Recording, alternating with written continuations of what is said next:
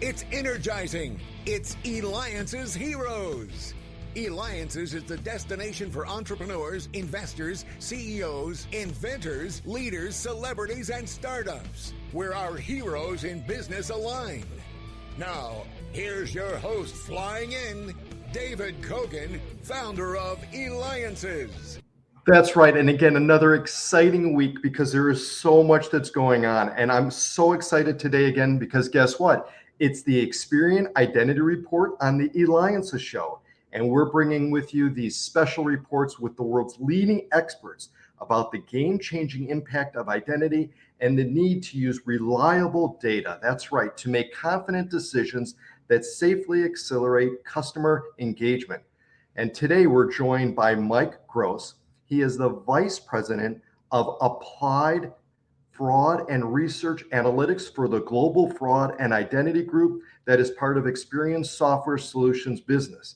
Now we're talking about his focus area includes fraud analytics, identity, and payment authentication technologies, along with strategic partnerships, understanding emerging fraud threats, and optimizing fraud performance strategies. So welcome to the show, Mike. I want to get started because, I mean, you are in such an interesting field right now that is in the top of people's mind. We continually hear about it in the news.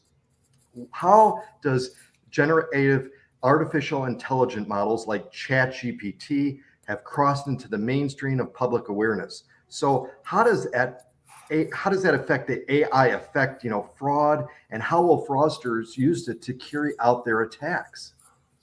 Yeah, thank you again for the opportunity to be here, David. It's a pleasure, and have about 20 years of fraud experience. And we've never seen anything like this kind of environment. It can be easy to fall into a doom and gloom kind of feeling given all of the technology and advances that have been out there for fraud.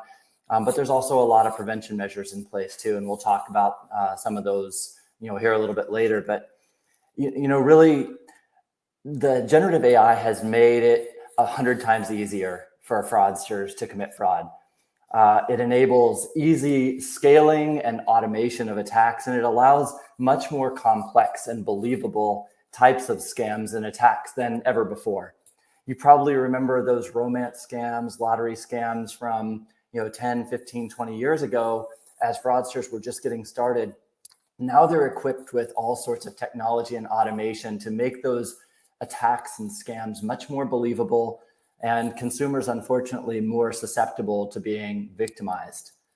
As far as how fraudsters are using generative AI to carry out their attacks, I think we're just starting to see the tip of the iceberg and how they're leveraging this technology and generative AI at their disposal. They're finding new creative mechanisms to be able to attack both organizations and consumers. And I mentioned we're already seeing a lot more sophisticated attacks using generative AI to create historical lifelike consumer profiles, both offline with creating synthetic identities or kind of piecing together portions of identities, but also digitally, being able to quickly scale out and produce digital profiles, social media profiles that have very similar look and feel to what legitimate consumer social media profiles have.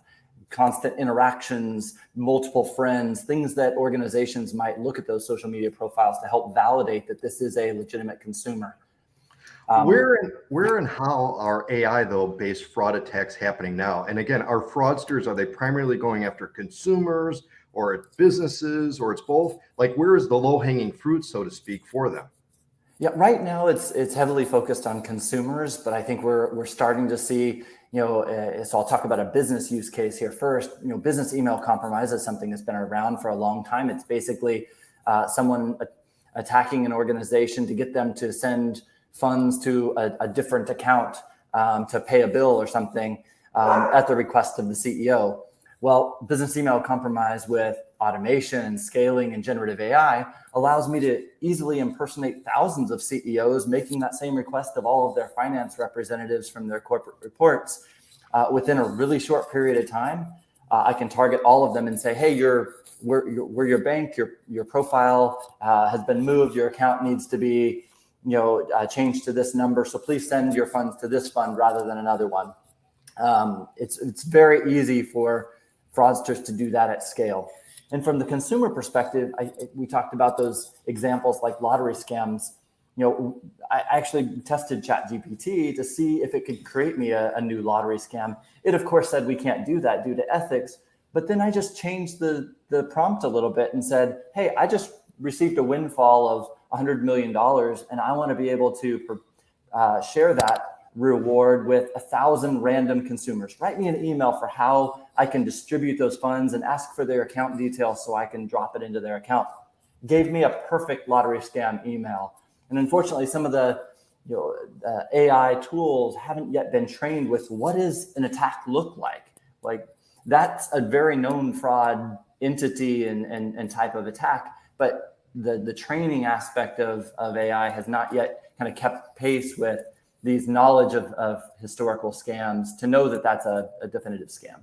Right, absolutely. And again, you're watching me, David Kogan, host of the Eliances Hero Show. Make sure that you go to Eliances.com. That's Eliances.com, where you can catch other past interviews, including past interviews with Experian. Just go ahead and go there, click on radio and click Experian, because we have with us again today Mike Gross. He is the Vice President of Applied Fraud Research and Analytics for the Global Fraud and Identity Group. That's part of Experian Software Solutions. And boy, your area of focus includes everything from fraud analytics, identity, payment authentication technology, strategic partnerships, and understanding emerging fraud threats and optimizing fraud strategies. So make sure you go to Experian.com. Now, one of the things, Mike, too, is the recent flurry of news around all the AI and how fast really it's evolved. I mean, news coverage went from what? Just kind of being a novelty, something neat, something unique, to really a major driver now for fraud.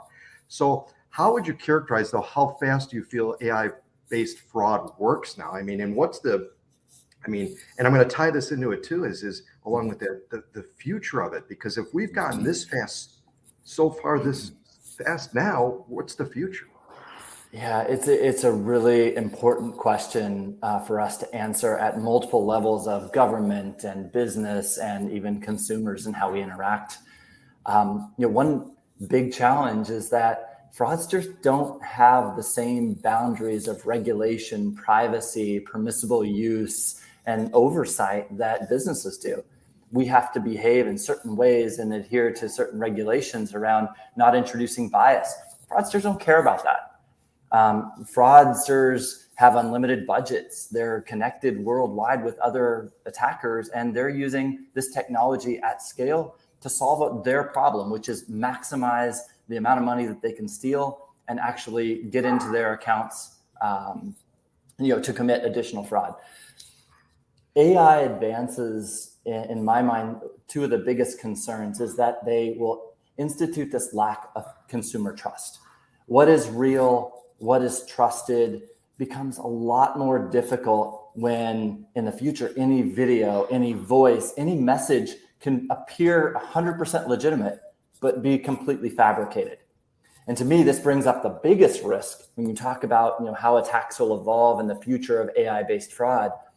Think about a world where I can be attacked based on every aspect of my personality, any post I've ever made. Think about hyper-personalized attacks at scale that are trained on my digital media profiles, my social media profiles, all of my offline data at their disposal, and they can directly target the things that I care about. They know my family members, they know my connections, where I work, because all of that information is found in various places online.